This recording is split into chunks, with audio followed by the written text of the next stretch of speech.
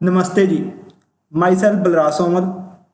और आज हम बायोलॉजी का पार्ट 4 कवर करेंगे। देखिए, बायोलॉजी के पार्ट 3 में हमने कवर किया था बायोमोलिक्यूल्स का पार्ट 1। उसमें हमने कवर किए थे carbohydrates, lipids, fats and proteins. ठीक है, फैट्स एंड प्रोटीन्स, इन चारों को हमने कवर कर लिया था बायोलॉजी के पार्ट 3 में, और आप कह सकते हैं कि बायोमोलिक्यूल्स के पार्ट 1 में।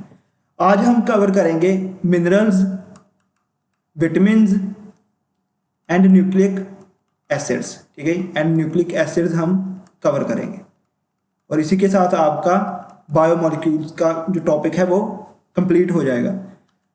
लेक्चर स्टार्ट करने से पहले कुछ बातें। अगर आपको हमारे इंस्टीट्यूट रिलेटेड और हमारे इस चैनल के रिलेटेड कोई भी इंफॉर्मेशन, कोई भी क्यूरी चाहिए तो आप हमें इस नंबर पे कांटेक्ट कर सकते हैं। इसके अलावा आपको हमारे किसी भी लेक्चर का MCQs एंड PDFs चाहिए तो आप हमारे टेलीग्राम ग्रुप को ज्वाइन कर सकते हैं इस लिंक के ऊपर क्लिक करके। ठीक है, हमारा टेलीग्राम ग्रुप है बालाजी एजुकेशन पॉइंट। तो चलिए आज का लेक्चर स्टार्ट करते हैं। देखिए, लास्ट लेक्चर में हमने क्या पढ़ा था कि व्हाट आर बायोमोलिक्यूल्स।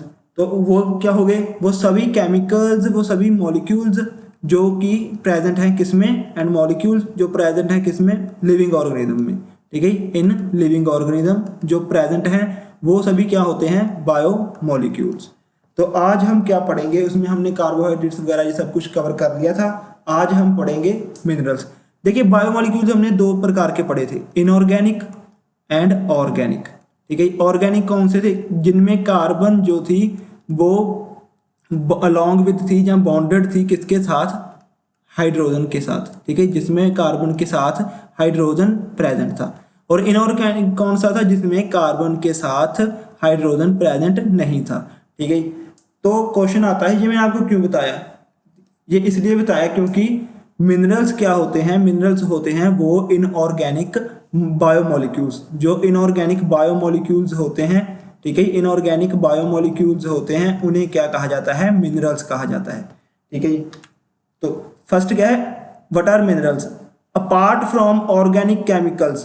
देखिए, ऑर्गेनिक केमिकल्स के अलावा ऑर्गेनिक केमिकल्स कौन कौन से थे, जैसे कि कार्बन हो गया, हाइड्रोजन हो गया, नाइट्रोजन हो गया। ठीक है, इन सभी से अलावा, ऑर्गेनिक केमिकल्स के अलावा बॉडी को कुछ इनऑर्गेनिक एलिमेंट्स की भी जरूरत पड़ती है अपनी फंक्शन को, जो माल फंक्शन है उसको सही तरीके से चलाने के लिए। और उन्हीं इनऑर्गेनिक एलिमेंट्स, उन्हीं इनऑर्गेनिक बायोमोलिक्यूल्स को क्या कहा जाता है, मिनरल्स कहा जाता है। ठीक है जी, आपको पता लग गया मिनरल्स क्या है, वो सभी इनऑर्गेनिक मॉलिक्यूल्स, एलिमेंट्स जिनकी जरूरत किसको पड़ती है, बॉडी को पड़ती है अपने फंक्शन को करने के लिए।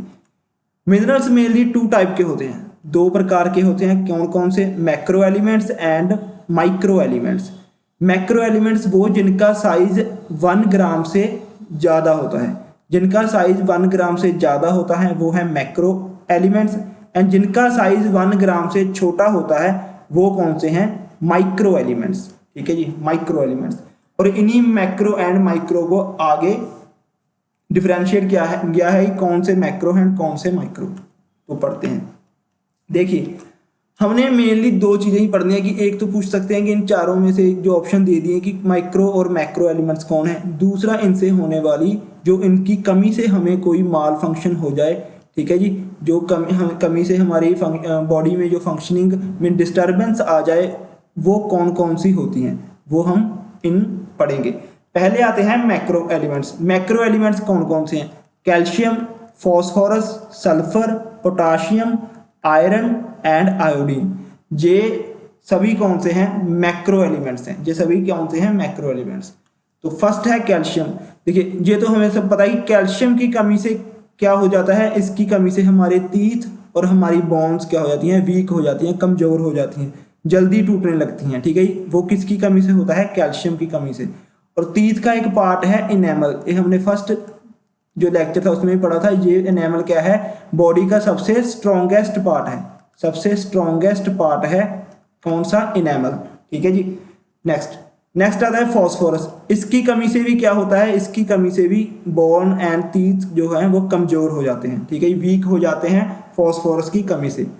नेक्स्ट आता है सल्फर। सल्फर की कमी से जो हमारे बॉडी में प्रोटीन मेटाबॉलिज्म का, प्रोटीन को हम हजम करते हैं और मेटाबोलाइज करते हैं, उस सभी प्रोसेस में क्या आ जाती है, डिस्टरबेंस आ जाती है कि हमारी बॉडी में अगर सल्फर की कमी हो जाए तो हमारी बॉडी प्रोटीन को अच्छी तरह से मेटाबोलाइज नहीं करेगी, हमें वो अच्छी तरह से हजम नहीं होगी। ठीक है, वो किसके कारण होता है, सल्फर के कारण। नेक्स्ट आता है पोटाशियम। देखिए पोटाशियम और एक आता है सोडियम।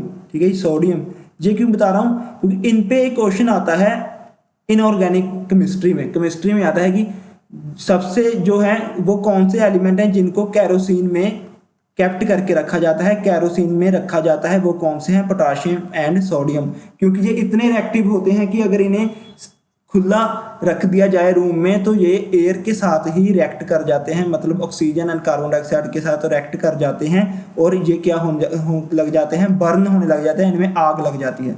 इस कारण इन पोटाशियम एंड सोडियम को कैरोसिन में रखा जाता है। ठीक है, कैरोसिन में रखने से ये कैरोसिन के साथ रहने में होने के कारण एयर से रिएक्ट नहीं करते, वैसे भी रिएक्ट नहीं करते कैरोसिन के साथ, इसलिए इनमें आग नहीं लगती। तो ये दो ऐसे कह सकते हैं एलिमेंट्स हैं जो कैरोसिन में रखे जाते हैं, पोटाशियम एंड सोडियम। सोडियम का साइन है Na। ठीक है, इसको आप राइट कर लेना अपनी नोटबुक पे। तो पोटाशियम की कमी से कौन सा हमें डेफिशिएंसी होती है, इससे हमारा ब्लड प्रेशर है वो लो हो जाता है, मसल्स वीक हो जाती हैं और सबसे इंपॉर्टेंट इसमें रिस्क रहता है किसका, पैरालिसिस का, जो हम कहते हैं अधरंग, उसका रिस्क रहता है अगर पोटाशियम की कमी हो जाए हमारी बॉडी में। ठीक है जी। नेक्स्ट आता है आयरन। देखिए ये दोनों मोस्ट इंपॉर्टेंट है। आयरन की कमी से होता है एनीमिया, खून की कमी, खून नहीं बनता, येलोइश बॉडी होने लग जाती है। ठीक है जी, येलोइश बॉडी होने लग जाती है, एनीमिया खून की कमी के कारण। वो किसके कारण होता है, आयरन के कारण। मेनली पूछा जाता है कि हीमोग्लोबिन में कौन सा एलिमेंट पाया जाता है, वो कौन सा होता है, आयरन। ठीक है जी, आयरन होता है। नेक्स्ट, एक तो हो गया आयरन, नेक्स्ट आता है आयोडीन। ये मोस्ट इंपॉर्टेंट क्वेश्चन, इस पर ट्रिपल स्टार लगा लीजिए। गोइटर, जो हम कहते हैं गिल्लड रोग, जो गला एक सूज सा जाता है, बड़ा सा हो जाता है। ठीक है, इस तरह से कह सकते हैं, इस तरह बाहर को होता है, तो वो रोग किसके कारण होता है, वो डिजीज गोइटर की डिजीज होती है आयोडीन की कमी के कारण। ठीक है, आयोडीन की कमी के कारण। और आयोडीन हमें कहाँ से मिलता है, जो सी वाटर हो गया उसमें जो हमें मिलते हैं एक्वेटिक एनिमल्स। ठीक है, एक्वेटिक एनिमल्स से जैसे कि हो गए हमें फिश हो गई, ठीक है, क्रैब्स हो गए। ठीक है, इन सभी के जो मीट लेते हैं, इनका सभी जो खाते हैं इनको, फिश और क्रैब्स को, उन्हें कभी भी आयोडीन की कमी नहीं होती। इसके अलावा हमें हमारे सॉल्ट से, ठीक है, नमक से ये मिलता है आयोडीन। ठीक है, तो क्वेश्चन आता है कि गोइटर किसकी कमी के कारण होता है, वो होता है आयोडीन की कमी के कारण। इसमें जो सबसे इंपॉर्टेंट क्वेश्चन है ये दो हैं, अनीमिया और आयरन वाले। ठीक है जी। और उसके अलावा जो अगर आपको केमिस्ट्री में से क्वेश्चन आएगा तो वो आ सकता है एक कि कौन से जो मेटल्स हैं, वो मिनरल्स हैं जो कैरोसिन में रखे जाते हैं, पोटाशियम एंड सोडियम। ठीक है जी, यही क्वेश्चन। और कैल्शियम हमें कहाँ से मिलता है, मिल्क से ये हमें मिलता है। नेक्स्ट आता है माइक्रो एलिमेंट्स, जिनका साइज 1 ग्राम से कम होता है। माइक्रो एलिमेंट्स, उनमें फर्स्ट आता है फ्लोरीन, मोस्ट इंपॉर्टेंट। आपको पूछा जाएगा कि जो टीथ डिके की, दांतों के खराब होने में सबसे ज्यादा हाथ किस एलिमेंट का है, वो है फ्लोरीन का। ठीक है, इनका क्या होता है, टीथ वीक हो जाते हैं। जो भी हम टूथपेस्ट करते हैं आप अगर उसमें जो कोटेशंस लिखी होती हैं, जो लिखा होता है कि ध्यान देने जो बातें होती हैं, उनमें इन्होंने ब्रीक से वर्ड में लिखा होता है कि इसमें फ्लोरीन है। हर एक टूथपेस्ट में ये फ्लोरीन डालते हैं। ठीक है जी, और ये फ्लोरीन ही टूथ डिके का भी कारण बनती है। जो दांत खराब होते हैं वो किसके कारण होते हैं, फ्लोरीन के। तो आपको क्वेश्चन आएगा कि जो टीथ है उन्हें खराब होने में किसका सबसे बड़ा हाथ है, वो है फ्लोरीन। ठीक है, वीक टीथ कमजोर होते हैं, और मोल्टिंग ऑफ टीथ। ठीक है, डेंटल फ्लोरोसिस, दांत खराब होने लग जाते हैं। ठीक है, नेक्स्ट आता है जिंक की कमी से क्या होता है, हमारा इम्यून सिस्टम होता है वो वीक हो जाता है, और हमारी फर्टिलिटी, जो हम आगे न्यू जनरेशन को पैदा करते हैं, वो भी फर्टिलिटी भी वीक हो जाती है, और इम्यूनिटी भी वीक हो जाती है। इम्यूनिटी मीन्स WBC, ये वाइट ब्लड सेल हो गए, ये सभी कमज़ोर होने लग जाते हैं। हमारी जो है बीमारियों से, डिजीज से लड़ने की क्षमता खत्म होने लग जाती है। वो किसकी कमी के होता है, जिंक की कमी के साथ होता है। नेक्स्ट आ रहा है कॉपर। कॉपर की कमी के साथ क्या होता है? अनीमिया, ठीक है, अनीमिया होता है। मैग्नीज, मैंगनीज की कमी से होता है, एक तो इरेगुलर ग्रोथ होती है बोन्स की, हड्डियां इरेगुलर टाइप से ग्रोथ करती हैं, कार्टिलेजेस की इरेगुलर ग्रोथ होती है और कनेक्टिव टिश्यूज भी अच्छी तरह से ग्रो नहीं करते। ठीक है, मैंगनीज के ऊपर एक क्वेश्चन है कि वो कौन सा एलिमेंट है जो हेल्प करता है किसमें? यूरिया सिंथेसाइज में। ठीक है जी, ये एक कोफैक्टर का काम करता है, कोफैक्टर का काम करता है कुछ एंजाइम्स के लिए, कोफैक्टर का काम करता है कुछ एंजाइम्स के लिए जो कि हेल्पफुल हैं किन में? यूरिया सिंथेसाइज में। यूरिया सिंथेसिस में जो हेल्पफुल है उन एंजाइम्स के लिए कोफैक्टर का काम करता है कौन सा है? मैंगनीज। तो कौन सा एलिमेंट हेल्प करता है यूरिया सिंथेसाइज में? वो करता है मैंगनीज। ठीक है, मैंगनीज हेल्प करता है यूरिया सिंथेसिस में। नेक्स्ट आता है क्रोमियम। ये क्रोमियम, इससे क्या होता है? इससे जो इरेगुलरिटी आती है कैटाबॉलिक मेटाबॉलिज्म में, हमारे पचाने में, जो भी कोई हमें हजम करनी होती है, कोई भी चीज़ जो हम खाते हैं, फूड वगैरह मेटाबोलाइज करना होता है, उस वो अच्छी तरह से काम नहीं करता। और जो अगर फूड अच्छी तरह से मेटाबोलाइज नहीं होगा तो ऑफकोर्स हमें एनर्जी भी हमारी बॉडी को अच्छी तरह से नहीं मिलेगी। तो ये किस में रुकावट का काम करता है? अगर हम इसकी कमी हो जाए हमारे शरीर में क्रोमियम की, तो हमारी बॉडी को अच्छी तरह से एनर्जी नहीं मिलेगी, एटीपी प्रोड्यूस नहीं होगा बॉडी के अंदर। ठीक है, ये थे मैक्रो एंड माइक्रो मॉलिक्यूल्स। ठीक है, नेक्स्ट आते हैं हम करेंगे वो हैं विटामिन्स। विटामिन्स, ठीक है, फर्स्ट, ठीक है, विटामिन्स जो होते हैं ये मेनली कौन से कह सकते हैं बायोमोलिक्यूल्स हैं? वो बायोमोलिक्यूल्स होते हैं जो हमारी बॉडी को एनर्जी नहीं प्रोवाइड करवाते, जो हमारी बॉडी को कोई एनर्जी नहीं प्रोवाइड करवाते, बट हेल्पफुल होते हैं किसमें? जो हमारी बॉडी की फिजिकल प्रोसेसेस होती हैं, फिजियोलॉजिकल प्रोसेसेस होती हैं, उन सभी को करने में जो हेल्पफुल होते हैं वो कौन से हैं? वो बायोमोलिक्यूल्स कहलाते हैं विटामिन्स। एनर्जी किन से मिलती है? किन कौन से बायोमोलिक्यूल्स से? वो मिलती है कार्बोहाइड्रेट्स से। ठीक है, कार्बोहाइड्रेट्स हो गए एंड फैट्स हो गई, जिन्हें हम लिपिड्स कह सकते हैं। इन दोनों से हमें क्या मिलती है? एनर्जी मिलती है बॉडी को। जो फर्स्ट क्वेश्चन आता है वो कौन सा है कि विटामिन्स को डिस्कवर किसने किया था? इन्हें डिस्कवर किया था फंक ने। ठीक है, इंपॉर्टेंट, फंक ने इन्हें डिस्कवर किया था। विटामिन्स 2 टाइप के होते हैं, कौन कौन से? एक होते हैं वाटर सोलुबल, एक होते हैं फैट सोलुबल। हमने जब लिपिड्स पढ़ा था उसमें हमने पढ़ा था कि vitamin A, vitamin E and vitamin के ये क्या है? ये लिपिड की ही टाइप है। क्यों है? क्योंकि ये फैट में सोलुबल होते हैं। ठीक है जी, फैट सोलुबल होते हैं। हमने पढ़ा था कि वो फैटी एसिड्स कौन से थे? जो वाटर में सोलुबल नहीं होते, पानी में सोलुबल नहीं होते, बट फैट या ईथर वगैरह उनमें सोलुबल होते हैं। तो विटामिन ए, ई एंड के क्यों कहा जाता है इन्हें लिपिड्स की एक फॉर्म? क्योंकि ये फैट में सोलुबल होते हैं। तो वाटर सोलुबल कौन है? वाटर सोलुबल मेनली तो 2 ही हैं, vitamin B and vitamin C. आगे विटामिन बी के अलग अलग टाइप्स आ जाती हैं, जैसे कि विटामिन B1, B2, ठीक है, ये अलग अलग टाइप है, आगे हम पढ़ेंगे। तो vitamin B complex and vitamin C कौन से हैं? Water soluble. मोस्ट इंपॉर्टेंट, आपने इसको याद रखना है क्योंकि बच्चे इनमें कंफ्यूज हो जाते हैं। ठीक है, और फैट सोलुबल कौन कौन से हैं? Vitamin A, vitamin D, vitamin E and vitamin के। ठीक है, 4 विटामिन हैं जो फैट सोलुबल हैं और 2 हैं जो वाटर सोलुबल हैं।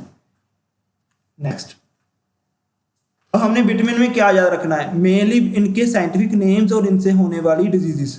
ठीक है, अगर इनकी कमी हो जाए तो कौन कौन सी डिजीजेस होती हैं? पहला है विटामिन ए। विटामिन ए का साइंटिफिक नेम है रेटिनॉल।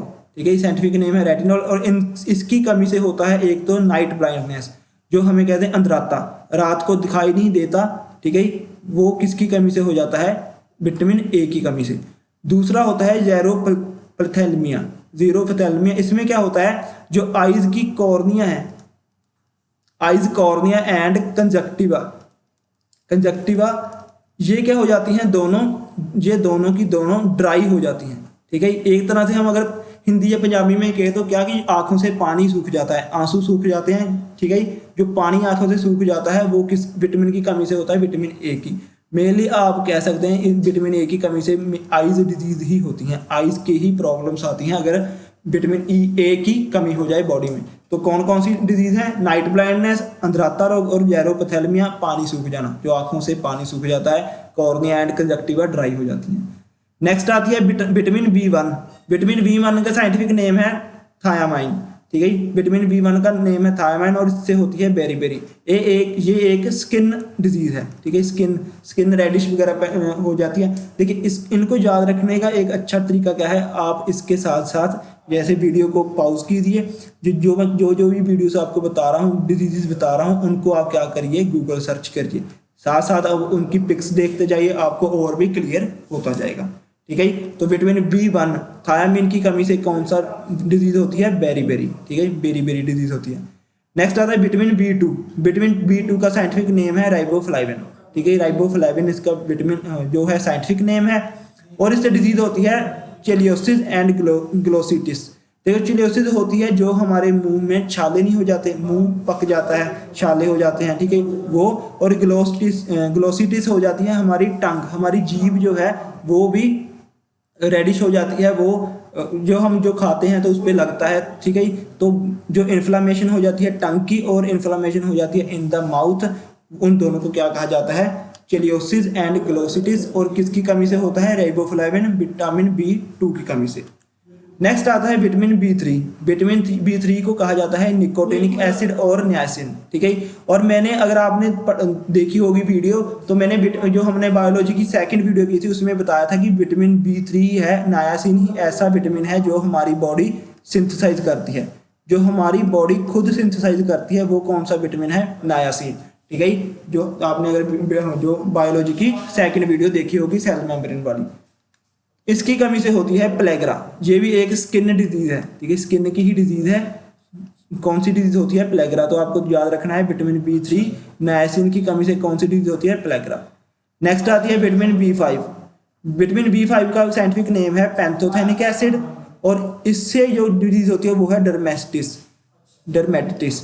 देखिए अब हमने जो फर्स्ट लेक्चर किया था बायोलॉजी का, उसमें मैंने आपको कुछ टर्म्स करवाई थी, जैसे कि स्टडीज पढ़ी थी हमने साइंस की, उसमें हमें आई थी एक डर्मेटोलॉजी, स्टडी ऑफ स्किन। मैंने आपको बताया था कि जहां भी डर्मा आ गया उसका मतलब क्या है, स्किन।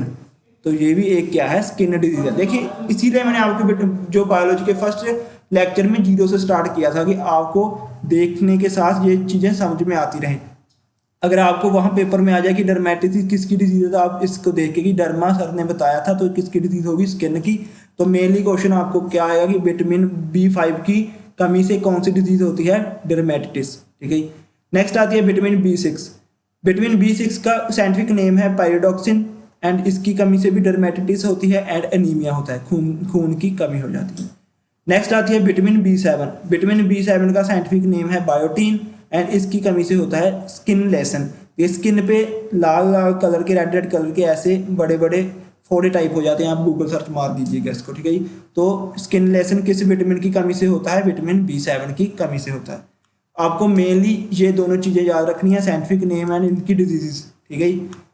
विटामिन B7 का है बायोटीन। विटामिन B9 का जो साइंटिफिक नेम है वो है फॉलिक एसिड, और इसे कह देते हैं फोलेट, और इसकी कमी से होता है मेगालोब्लास्टिक एनीमिया।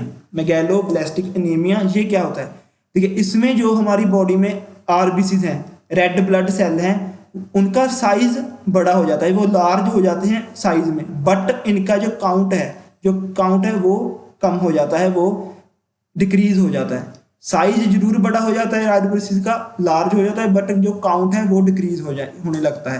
अगर और RBCs का जो काउंट डिक्रीज होने लग जाएगा तो बॉडी में हमारे जो है ब्लड नहीं बनेगा, और क्या होगा, अनीमिया। तो विटामिन B9 की कमी से कौन सा होता है, मेगालोब्लास्टिक एनीमिया, और वो क्या है, RBC का साइज बड़ा हो जाता है पर काउंट डिक्रीज। देखिए RBC एक ऐसी सेल है, ठीक है, रेड ब्लड सेल है, ऐसा सेल है हमारी जो भी एनिमल या प्लांट्स में मिलता है, जिसमें पावर हाउस ऑफ सेल नहीं होता, ठीक है, एब्सेंट होता है। और पावर हाउस ऑफ सेल क्या होता है, ये आप मुझे कमेंट में बताएंगे, ठीक है। पावर हाउस ऑफ सेल मैंने आपको सेल ऑर्गेनालिस्ट में बताया है वो क्या होता है, RBC में वो एब्सेंट होता है, powerhouse of cell. Next आता है विटामिन B12। विटामिन B12 का साइंटिफिक नेम है साइनोकोबालामीन इसका साइंटिफिक नेम है, और इसकी कमी से होती है परनीशियस एनीमिया। ये हम कहते हैं कि जो बॉडी में कह देते हैं कि सेल काउंट डिक्रीज हो गया, आरबीसी का काउंट डिक्रीज हो जाता है, आरबीसी का काउंट डिक्रीज हो जाता है, उसे कहते हैं परनीशियस एनीमिया। ठीक है, परनीशियस एनीमिया वो किसकी कमी से होता है? साइनोकोबालामिन की कमी से। नेक्स्ट आती है विटामिन सी। विटामिन सी का जो साइंटिफिक नेम है वो है अस्कॉर्बिक एसिड, और इसकी कमी से होती है स्कर्बी। ये होता है कि जो तीत होते हैं उनके जो हम कहते हैं मसूड़े होते हैं, उनमें से क्या आने लगता है? ब्लीडिंग होने लग जाती है, खून आने लगता है, उसे कहते हैं स्कर्बी। और विटामिन सी किन फ्रूट से मिलती हैं? जो सिट्रस फ्रूट्स हैं, जो सिट्रस फ्रूट्स हैं उनसे कौन सा विटामिन मिलता है? विटामिन सी मिलता है। ठीक है, विटामिन सी मिलता है। देखिए वो कई बार जो डाल देते हैं इसमें पेपर में कि मिल्क से, ठीक है, ऑप्शन आ गया मिल्क से क्या मिलता है, वो आपको कंफ्यूज करने के लिए कैल्शियम डाल देंगे और विटामिन सी डाल देंगे। बच्चे कई बार कंफ्यूज होते हैं सी और कैल्शियम में, क्योंकि कैल्शियम भी सी से पड़ता है, विटामिन सी भी, तो कई बार बच्चे लगा आते हैं विटामिन सी। तो आपको ध्यान रखना है क्वेश्चन को पढ़ के कि मिल्क से क्या मिलेगा? कैल्शियम मिलेगा। ठीक है, नेक्स्ट आता है विटामिन डी। विटामिन डी का साइंटिफिक नेम है कोलेसिलिफेरॉल। ठीक है, कोलेसिलिफेरॉल। एंड नेक्स्ट है एर्गो कैल्सीफेरॉल। एर्गो कैल्सीफेरॉल किसका साइंटिफिक नेम है? विटामिन डी का, और इसकी कमी से होता है रिकेट्स।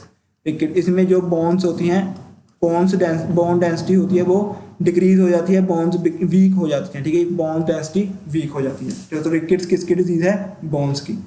नेक्स्ट आता है विटामिन ई। विटामिन ई का साइंटिफिक नेम है टोकोफेरोल, और इसकी कमी से होती है स्टर्लिटी। ठीक है, तो क्वेश्चन आता है कि जो भी हमारी सेक्सुअल प्रॉब्लम्स हैं उनके साथ कौन सा विटामिन डील करता है, किसकी कमी से होती हैं? वो होता है विटामिन ई। मेल और फीमेल फर्टाइल हो जाते हैं, आगे न्यू जनरेशन को बर्थ देने के काबिल नहीं रहते, वो किस विटामिन की कमी से होता है? विटामिन ई की कमी से। ठीक है, ये भी इंपॉर्टेंट है। लास्ट है हमारा विटामिन के। विटामिन के का जो साइंटिफिक नेम है वो है फाइलोक्वानोन। फाइलोक्वानोन, ठीक है, फाइलोक्वानोन। आप इसको एक देख लीजिए अपने हिसाब से।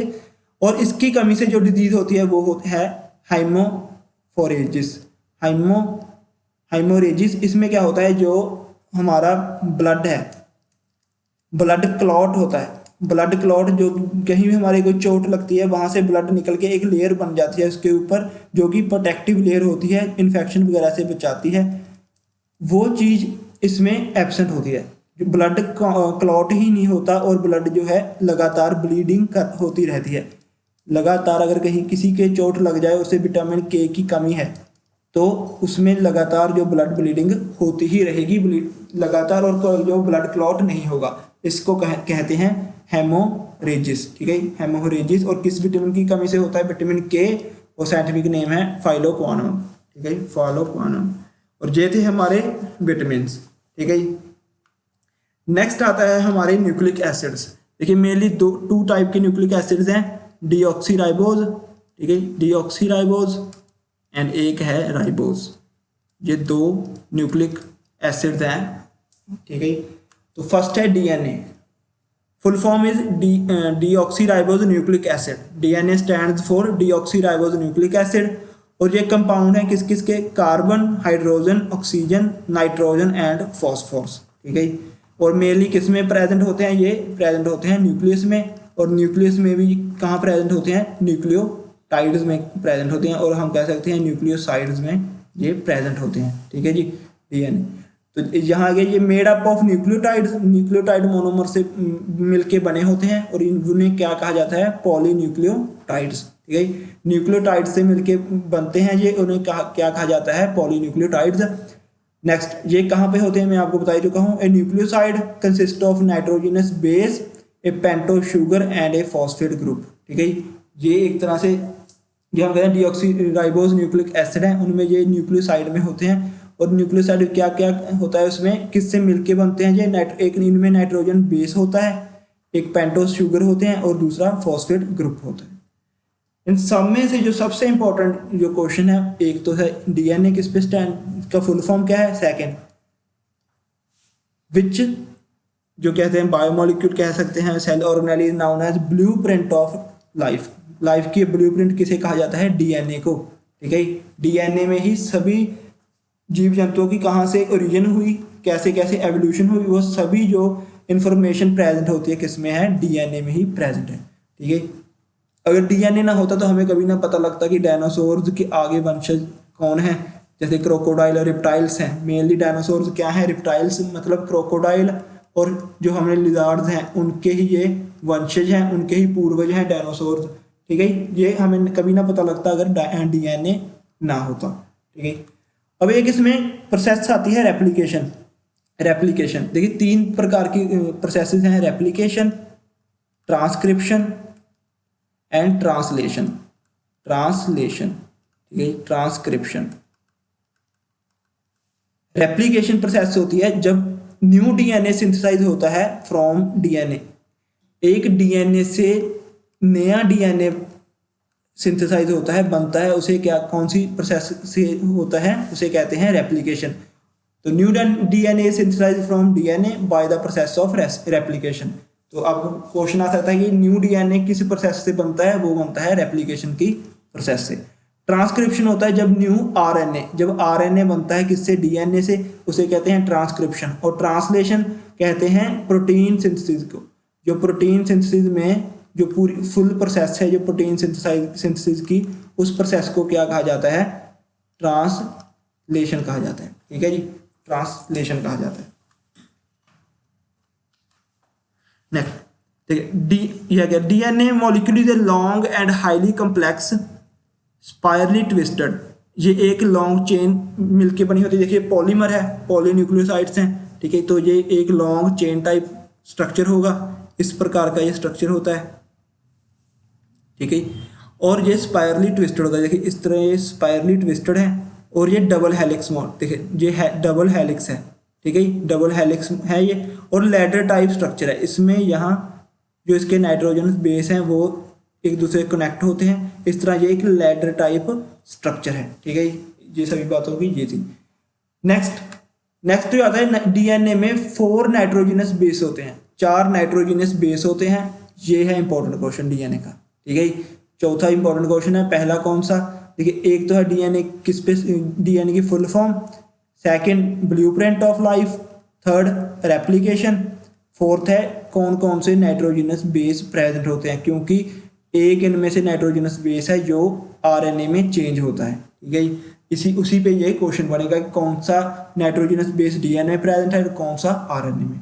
और एक पूछ सकते हैं कि आपको ये कौन सा सिंगल स्टैंडर्ड होता है, डबल स्टैंडर्ड, तो ये डबल स्टैंडर्ड होता है। ठीक है, डबल स्टैंडर्ड होता है डीएनए, डबल स्टैंडर्ड होता है डीएनए। देखिए इनमें 4 नाइट्रोजनस बेस होते हैं, कौन कौन से, thiamine, adenine, guanine and cytosine. Thiamine, adenine, guanine and cytosine, ये 4 नाइट्रोजनस बेस हैं किसमें, डीएनए में प्रेजेंट होते हैं। ठीक है, और जो थायामीन है वो कनेक्टेड होता है एडेनिन से, ये दोनों कनेक्टेड होते हैं एक दूसरे से। और जो गुआनिन है वो कनेक्ट होता है साइटोसाइन से। ठीक है, ये कनेक्टेड होता है साइटोसाइन से।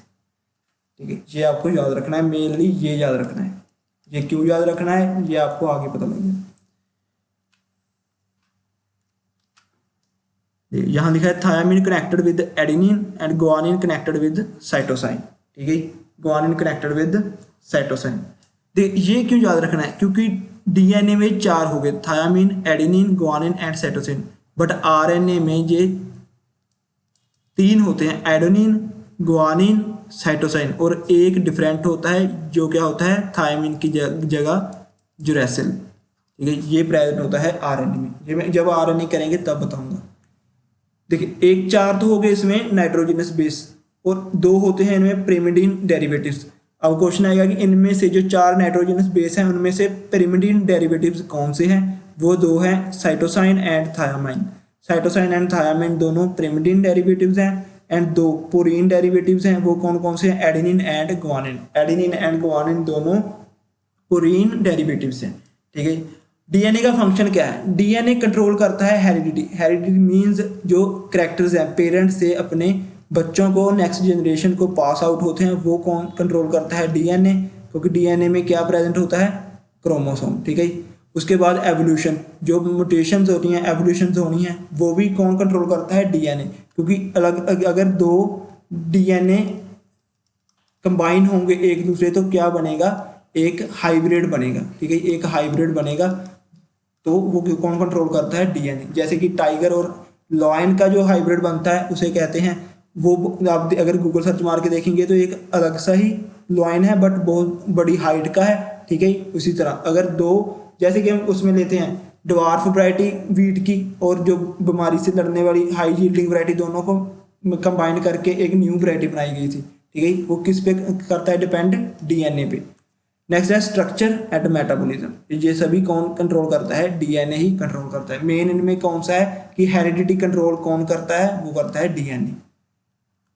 डीएनए जो डिस्कवर किया था वो किसने किया था, इन्हें डिस्कवर किया था इसे वाटसन एंड क्रिक ने 1953 में। वाटसन एंड क्रिक ने डीएनए को डिस्कवर किया था 1953 में। डीएनए 2 टाइप्स के होते हैं, न्यूक्लियर एंड एक्स्ट्रा न्यूक्लियर। ये हमने जब न्यूक्लियस पढ़ा था उसमें, जो प्रोकैरियोटिक्स में उनमें होता है एक्स्ट्रा न्यूक्लियर, क्योंकि डीएनए इसमें नेक्ड होता है, इसमें न्यूक्लियस प्रेजेंट नहीं होता, ठीक है। और यूकैरियोट्स में होता है न्यूक्लियस, ठीक है, यूकैरियोट्स में होता है क्योंकि इनमें न्यूक्लियस प्रेजेंट होता है, ठीक है। प्रोकैरियोट्स में एक्स्ट्रा न्यूक्लियर और न्यूक्लियर जो होता है वो यूकैरियोट्स में होता है। देख, ये था डीएनए। और डीएनए पे एक इंपॉर्टेंट क्या है, डीएनए फिंगरप्रिंटिंग, ये इंपॉर्टेंट है डीएनए फिंगरप्रिंटिंग, क्योंकि डीएनए की खोज के बाद एक सबसे जो इम्पोर्टेंट एप्लीकेशन इसकी आई, जिसकी सबसे ज़्यादा यूज़ होती है आज की लाइफ में, आज के टाइम में, वो क्या है, डीएनए फिंगरप्रिंटिंग।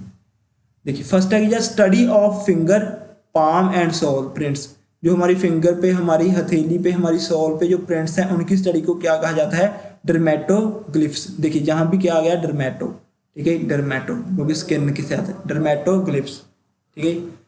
फर्स्ट जो फिंगरप्रिंटिंग के पीछे की साइंस है, जो फिंगरप्रिंटिंग के पीछे की साइंस है, उसे पहली बार जो यूज़ किया था वो यूज़ किया था सर विलियम हर्शेल ने। सर विलियम हर्शेल ने 1858। देखिए ये साइंस है जो फिंगरप्रिंटिंग के पीछे यूज होती है, वो साइंस, टेक्निक नहीं है, ठीक है, टेक्निक नहीं है, साइंस है। जैसे आपको मैंने एक थ्योरेटिकल चीज बता दी कि ये चीज ऐसे होगी, बट उसे प्रैक्टिकल फॉर्म में लेके आने को क्या कहेंगे, वो टेक्निक, ठीक है। इन्होंने एक थ्योरेटिकल साइंस बताई थी कि फिंगरप्रिंटिंग के पीछे ऐसे ऐसे होगा, ठीक है। वो किसने दी थी, सर विलियम हर्शेल ने 1858 में। इंडिया में जो फर्स्ट टाइम ये साइंस, जो फिंगरप्रिंट की साइंस यूज हुई थी, वो यूज हुई थी इन जलपाईगुड़ी। जलपाईगुड़ी एक गांव है, एक शहर है, कहाँ, वेस्ट बंगाल में। वहाँ एक मर्डर केस था, मर्डर की इन्वेस्टिगेशन थी, उसमें पहली बार फिंगरप्रिंटिंग की साइंस को यूज किया गया था, ठीक है, इन 1897 में। ये इंपॉर्टेंट नहीं है इतने, ये सिर्फ ये पूछ सकते हैं कि कहाँ हुई थी, जलपाईगुड़ी वेस्ट बंगाल में पहली बार जो फिंगरप्रिंट की साइंस को यूज किया गया था, टेक्निक को नहीं, साइंस को, ये ध्यान रखना। अब कहते हैं फादर ऑफ फिंगरप्रिंटिंग, फिंगरप्रिंटिंग के फादर किसे कहा जाता है, वो कहा जाता है सर एलेक जेफरीज को। सर एलेक जेफरीज को कहा जाता है फादर ऑफ फिंगरप्रिंटिंग, क्योंकि इन्होंने इन्वेंट की थी, invented the technique of fingerprinting. इन्होंने इन्वेंट की थी टेक्निक फिंगरप्रिंटिंग की इन 1984 में, ठीक है। 1984 में सर एलेक जेफरी ने इन्वेंट की थी फिंगरप्रिंटिंग की टेक्निक, जो डीएनए फिंगरप्रिंट है। कहाँ पे, यूनिवर्सिटी है लेस्टर यूनिवर्सिटी, यूनाइटेड किंगडम में। तो क्वेश्चन क्या आ गया, फर्स्ट कंट्री यहाँ पे फिंगरप्रिंटिंग को यूज किया गया था, वो कौन सी थी, यूनाइटेड किंगडम, यूके, ठीक है। अब क्वेश्चन आता है इंडिया लेवल। इंडिया में पहली बार फिंगरप्रिंटिंग की टेक्नोलॉजी कब स्टार्ट हुई थी, किसने स्टार्ट की थी, उनमें दो हैं, doctor VK Kashyap, doctor VK Kashyap and doctor Laljit Singh. इन्होंने स्टार्ट की थी फिंगरप्रिंटिंग की टेक्नोलॉजी इंडिया में, ठीक है। इन दो साइंटिस्ट हुए हैं, doctor VK Kashyap and doctor Laljit Singh. इन्होंने फिंगरप्रिंट टेक्नोलॉजी पहली बार यूज की थी, कहाँ, इंडिया में, ठीक है। जब इन्होंने फिंगरप्रिंटिंग टेक्नोलॉजी बनाई उस वक्त डॉक्टर लालजीत सिंह जो क्या थे, हेड थे, डायरेक्टर थे किसके, centre for cellular and molecular biology, centre for cellular and molecular biology star. क्यों, क्योंकि पेपर में क्वेश्चन आता है कि centre for cellular and molecular biology कहाँ पर है, ये है हैदराबाद में, ठीक है। जिस टाइम फिंगरप्रिंटिंग की टेक्नोलॉजी इंडिया में इन्वेंट हुई थी, यूज हुई थी, उस टाइम डॉक्टर लालजीत सिंह इसके हेड थे, ठीक है, डायरेक्टर थे। और ना इनके साथ किसने इनका साथ दिया था, डॉक्टर वीके कश्यप, दो ने, ठीक है। अब क्या है, centre for cellular and molecular biology Hyderabad developed the DNA fingerprinting technology in India. यहाँ पे इस सेंटर पे फिंगरप्रिंटिंग की टेक्नोलॉजी को पहली बार डेवलप किया गया था बाया doctor Lalji Singh and doctor VK Kashyap. और डॉक्टर लालजी सिंह को कहा जाता है father of fingerprinting in India, father of fingerprinting in India, ठीक है, फिंगरप्रिंटिंग इन इंडिया कहा जाता है डॉक्टर लालजी सिंह को। और जब central for cellular molecular biology में डॉक्टर लालजी सिंह और डॉक्टर वी के कश्यप ने फिंगरप्रिंटिंग टेक्नोलॉजी को स्टार्ट किया था, यूज़ किया था, उसके साथ इंडिया क्या हो गया था, इंडिया वर्ल्ड की थर्ड कंट्री बन गया था जिसके पास खुद की फिंगरप्रिंटिंग की टेक्नोलॉजी थी।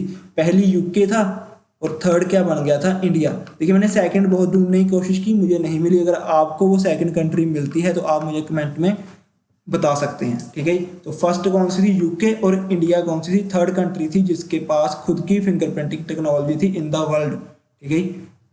Next most important question, DNA fingerprinting किस प्रिंसिपल के ऊपर बेस्ड है, किस प्रिंसिपल को यूज किया जाता है फिंगरप्रिंटिंग में, वो है VNTR principle. VNTR principle full form variable number tandem repeat. देखिए दो डीएनए हो गए, एक फादर एंड सन का, किसी भी जो है किसी भी ऑर्गेनिज्म का सभी सारे 100 का 100% डीएनए सेम नहीं होता। मेरा और मेरे फादर का, हम दोनों के डीएनए में कुछ ना कुछ डिफरेंस होगा, क्योंकि मैं अकेला मेरे फादर से नहीं, मेरी मदर से भी मिलके बना हूँ, ठीक है।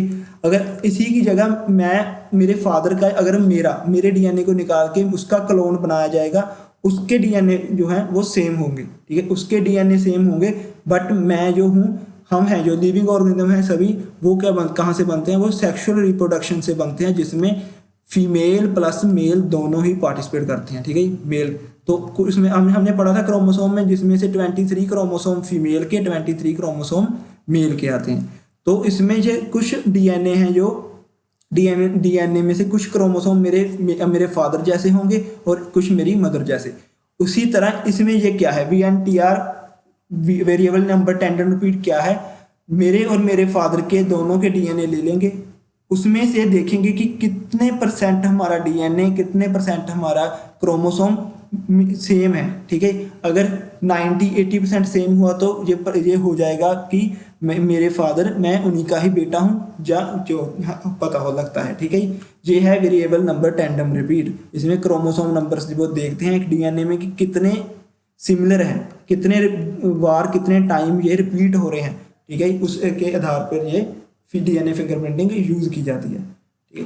और डीएनए फिंगरप्रिंटिंग आपने याद रखना है किस प्रिंसिपल, VNTR प्रिंसिपल के ऊपर। आई होप आपको समझ में आ गया होगी वेरिएबल नंबर टेंडम रिपीट क्या है, ठीक है। दो डीएनए को लेके उनमें जो क्रोमोसोम है उनको, उनकी रिपीटेंस को, उनके रिपीट सीक्वेंस को चेक किया जाता है, कितने परसेंट क्रोमोसोम है दोनों डीएनए में सेम है, ठीक है। ये थी VNTR। सबसे इंपॉर्टेंट क्वेश्चन है डीएनए फिंगरप्रिंटिंग का, किस प्रिंसिपल पे ये बेस्ड है, ठीक है। वो साइंटिस्ट वगैरह हमने याद रखनी है। अब आती है फिंगरप्रिंटिंग की, जो डीएनए फिंगरप्रिंटिंग की एप्लीकेशंस क्या हैं, क्या यूजेस हैं। पहली, इससे जो पैटर्निटी डिस्प्यूट होते हैं, जैसे मैंने आपको एग्जांपल से जब समझाया कि एक कोई भी लड़का उठ के कह दे कि मैं इनका बेटा हूँ, ठीक है, तो कोर्ट में वो केस होगा तो कोर्ट क्या कहेगी कि इन दोनों का क्या करवाओ, डीएनए टेस्ट करवाओ। उसमें वो डीएनए फिंगरप्रिंटिंग को यूज करेंगे, उनके हेयर, उनके हैंड्स वगैरह, उनकी ब्लड वगैरह, उनके डीएनए को वो चेक करेंगे।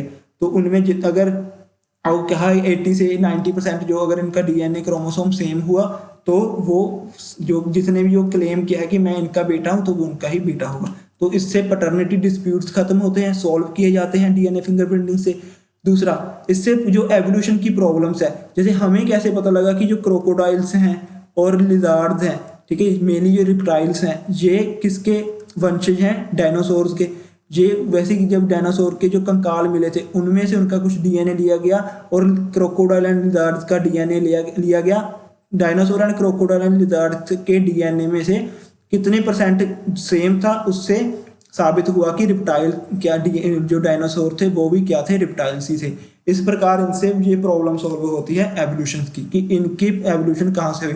जैसे कह देते हैं कि शेर की जो हम लॉयन टाइगर हैं वो किस क्लास में आते हैं, जिस क्लास में कैट आती है, वो भी कहाँ से पता लगता है, डीएनए फिंगरप्रिंट से, ठीक है, क्योंकि उनके डीएनए कहीं ना कहीं जाके सिमिलर हैं।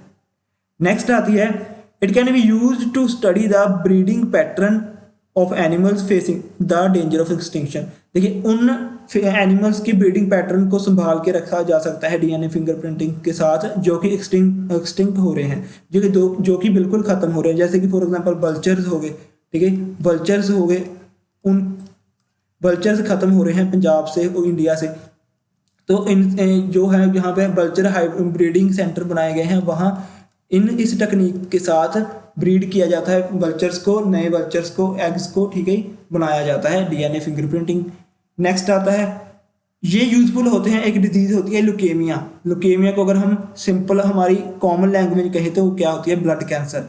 ब्लड कैंसर में जो किसी भी पेशेंट को ब्लड कैंसर है उसकी हेल्थ को रिस्टोर करने में भी हेल्प करती है डीएनए फिंगरप्रिंटिंग, मोस्ट इंपॉर्टेंट, ठीक है। ये हेल्पफुल है जो क्राइम होते हैं, लीगल प्रोसिक्यूट्स होते हैं, क्राइम्स होते हैं, मर्डर्स होते हैं, उनको सॉल्व करने में। इसकी सबसे अच्छी एग्जांपल क्या है, जो हमारे फॉर्मर प्राइम मिनिस्टर थे इंडिया के श्री राजीव गांधी, उनको असैसिनेट किया गया था किसकी तरफ से, एक ह्यूमन बॉम्ब था जिसका नाम क्या था, धन्नू, ठीक है। धन्नू थी जो कि ह्यूमन बॉम्ब बनी थी जिसने असैसिनेट किया था श्री राजीव गांधी को।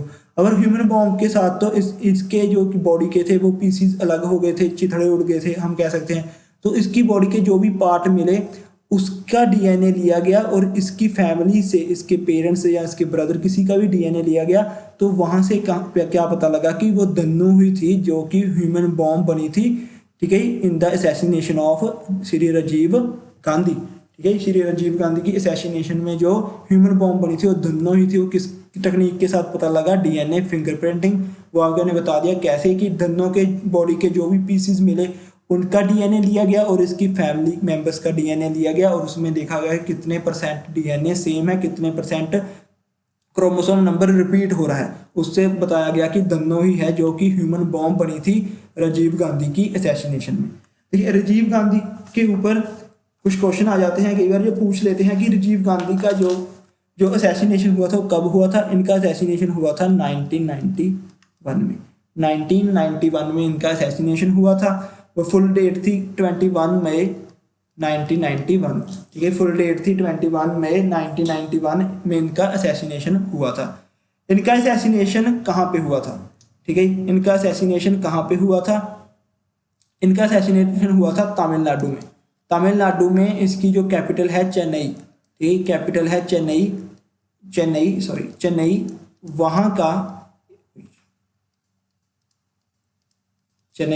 वहाँ का एक हम कह सकते हैं गांव टाइप है, ये कि सिटी कह सकते हैं, जिसका नाम क्या है, श्री पेरुम्बदूर। वहां पे राजीव गांधी का क्या किया गया था, असैसिनेशन किया गया था, ठीक है जी। अब मुझे आप एक कमेंट बॉक्स में क्वेश्चन का आंसर दें कि राजीव गांधी के मेमोरियल को क्या कहा जाता है। राजीव गांधी के मेमोरियल का क्या नाम है, ठीक है, राजीव गांधी के मेमोरियल का क्या नाम है। तो ये क्या था सारा फिंगरप्रिंटिंग के ऊपर, डीएनए फिंगरप्रिंट के ऊपर क्या होती है, किसने स्टार्ट की, साइंस किसने दी, टेक्नोलॉजी किसने इन्वेंट की, who is father of DNA fingerprinting, who is father of DNA fingerprinting India में पहली बार किन्होंने इन्वेंट की इसकी टेक्निक, और इसकी कहाँ कहाँ पे जरूरत पड़ती है, और इसका मेन जो है इसके ऊपर प्रिंसिपल कौन सा यूज होता है, वो VNTR, ठीक है। ये थी सभी DNA fingerprinting, most important topic था ये। नेक्स्ट आता है RNA stands for ribose nucleic acid. देखिए दो तरह के थे, डीऑक्सीराइबोज एंड राइबोज। तो ये क्या है, राइबोज न्यूक्लिक एसिड, और इसमें भी 4 नाइट्रोजनस बेस प्रेजेंट है। कौन कौन से, uracil, adenine, cytosine, guanine. DNA में कौन सा प्रेजेंट था, थायामाइन, ठीक है। अगर वो पूछ लें कि टोटल डीएनए प्लस आरएनए में कितने नाइट्रोजनस बेस प्रेजेंट हैं, तो टोटल 5 प्रेजेंट हैं। अगर पूछ लें कि डीएनए में कितने हैं, तो उसमें भी 4। पूछ लें आरएनए में कितने हैं, उसमें भी 4, ठीक है जी। इसमें यूरेसिल कनेक्टेड है एडेनिन से और साइटोसाइन कनेक्टेड है गुआनिन से। और उसी प्रकार इनमें जो 2 हैं प्रिमिटिव डेरिवेटिव्स हैं, वो हैं साइटोसाइन प्लस यूरेसिल। उसमें कौन से थे, साइटोसाइन प्लस थायामाइन। और इसमें पुरीन डेरिवेटिव्स कौन है, एडेनिन एंड गुआनिन। इसमें जो है वो है पुरीन डेरिवेटिव्स, ठीक है जी। नेक्स्ट देखिए ये मैंने आपको बता चुका हूँ ट्रांसक्रिप्शन प्रोसेस कौन सी है, जिसमें RNA is synthesised from DNA, जिसमें आरएनए सिंथेसाइज्ड होता है डीएनए से, उस प्रोसेस को क्या कहते हैं, ट्रांसक्रिप्शन। और आरएनए में कौन सा शुगर होता है, राइबोज शुगर होता है। और आरएनए क्या होती है, मेनली सिंगल स्ट्रैंडेड होती है, ठीक है। कुछ वायरसेस हैं जिसमें से एक वायरस है रियो वायरस, ये सिर्फ एक एक्सेप्शन है जिसमें आरएनए कौन सा है, डबल स्टैंडर्ड है। वैसे सभी एनिमल्स में जो क्या है वो सिंगल स्टैंडर्ड ही आरएनए है, ठीक है। और आरएनए क्या करता है, मेन काम जो आरएनए का है वो है सिर्फ प्रोटीन सिंथेसिस को कंट्रोल करना आरएनए का मेन काम है। जैसे डीएनए का काम क्या था, हेरिडिटी एंड एवोल्यूशन, उन चीज़ों को कंट्रोल करना, उसी प्रकार आरएनए का ओनली वर्क क्या है, प्रोटीन सिंथेसाइज को कंट्रोल करना। जिस प्रकार डीएनए 2 टाइप्स है, न्यूक्लियर एंड एक्स्ट्रा न्यूक्लियर, उसी प्रकार आरएनए है 3 types, messenger RNA, ribosomal RNA and transfer RNA, ठीक है। 3 प्रकार का है, messenger RNA, ribosomal RNA and transfer RNA. देखिए पढ़ते हैं कौन कौन से, ये ज़्यादा डिटेल में नहीं पढ़ना, हमें आपको सिर्फ ये बताना कि मैसेंजर आरएनए क्या है। मैसेंजर आरएनए का वर्क क्या है कि मैसेंजर आरएनए कैरी करता है, कैरीज द जेनेटिक इन्फॉर्मेशन, जो वो कॉपी करता है कहाँ से, डीएनए से जेनेटिक इन्फॉर्मेशन को कॉपी करके ये आगे मैसेंजर का काम करता है, आगे ट्रांसफर करता है मैसेंजर आरएनए, ये था इसका वर्क। नेक्स्ट आती है राइबोसोमल आरएनए। राइबोसोमल आरएनए कहता है, राइबोसोमल आरएनए साइट प्रोवाइड करवाता है किसके लिए, प्रोटीन सिंथेसिस के लिए, कहाँ पे, राइबोसोम में, ठीक है। राइबोसोमल आरएनए प्रोटीन सिंथेसिस के लिए साइट प्रोवाइड करवाता है राइबोसोम्स में। हमने जब राइबोसोम्स पढ़ा था उनमें हमने पढ़ा था कि ये 2 टाइप के हैं, 70S एंड 80S। आप मुझे बताएंगे कि 70S किन में होते हैं और 80S किन में होते हैं, ठीक है। और राइबोसोम का मेन काम क्या था, वो साइट बनते हैं किसके लिए, प्रोटीन सिंथेसिस के लिए। तो राइबोसोमल आरएनए वो साइट प्रोवाइड करवाते हैं। ट्रांसफर आरएनए, ठीक है, ट्रांसफर आरएनए करते हैं use, function at a specific sites in the ribosome, ठीक है। देखिए ये एक फंक्शन करते हैं कि ये स्पेसिफिक साइट्स का काम करते हैं, जैसे कि ये राइबोसोम आ रहे हैं, ये प्रोवाइड करवाते हैं, वहाँ जगह बनाते हैं, ठीक है, प्रोटीन सिंथेसिस को, ये उस साइट्स का काम ही करते हैं। जो ट्रांसफर आरएनए है वो स्पेसिफिक साइट्स का काम करते हैं राइबोसोम में during the process of translation. ये मैं आपको बता चुका हूँ कि वो प्रोसेस जिसके थ्रू प्रोटीन क्या होता है, सिंथेसाइज होता है, ठीक है, during translation, which is the process that synthesise a protein from an messenger RNA, ठीक है। तो मैसेंजर आरएनए से प्रोटीन बनने की जो प्रोसेस है उसे क्या कहा जाता है, ट्रांसलेशन आरएनए कहा जाता है। तो आपको समझ में आ गया, मैसेंजर आरएनए का काम ये जेनेटिक इन्फॉर्मेशन को कॉपी करके लेके जाती है डीएनए से। राइबोसोमल आरएनए ये प्रोटीन सिंथेसिस को हेल्प करते हैं राइबोसोम में, और ट्रांसफर आरएनए ये स्पेसिफिक साइट्स प्रोवाइड करवाते हैं राइबोसोम में ड्यूरिंग ट्रांसलेशन। और ट्रांसलेशन क्या होती है, जो प्रोसेस जिनमें प्रोटीन सिंथेसिस होता है फ्रॉम मैसेंजर आरएनए से। देखिए लास्ट है कि आरएनए जो है, जो किसने डिस्कवर किया था, आरएनए को डिस्कवर किया था फ्रेडरिच मिक्सचर ने इन 1868। आरएनए को डिस्कवर किया था फ्रेडरिच मिक्सचर ने इन 1868 में, ठीक है जी। तो इसी के साथ हमारा आज का ये लेक्चर कंप्लीट होता है, ठीक है। आज आपका बायोमोलिक्यूल्स का ये फुल टॉपिक कंप्लीट हो गया। नेक्स्ट लेक्चर में हम कुछ आगे प्लांट को लेके डिस्कस करेंगे, उन्हें कवर करेंगे। अगर आपको हमारा ये लेक्चर पसंद आया हो तो आप हमारे इस लेक्चर को लाइक करके जाइए हमारी वीडियो को, और हमारे चैनल को सब्सक्राइब कीजिए। Thank you.